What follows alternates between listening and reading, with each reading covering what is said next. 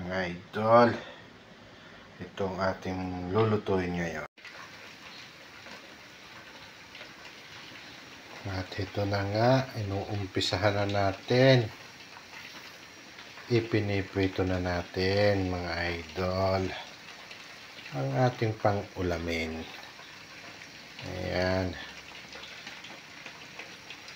Paki-crispyhin natin yan, ang crispy para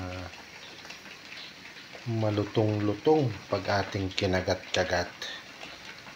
Binabad ko nga muna pala yan, mga idol, sa breading mix para kahit papaano may lasa.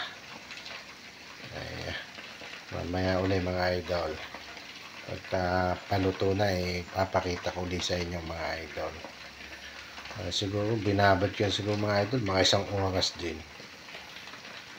At kung tapos na tayo ng gawain, saka natin ipiniprito.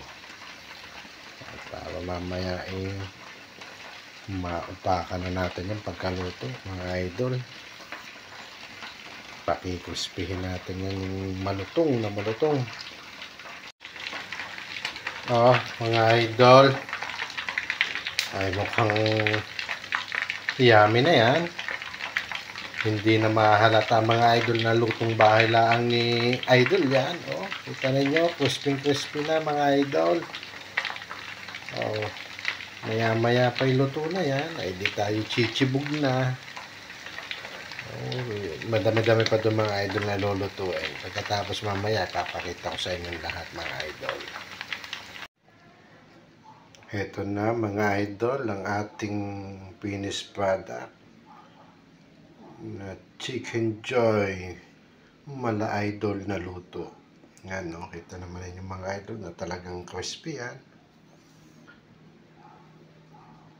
Ay siya, mga idol.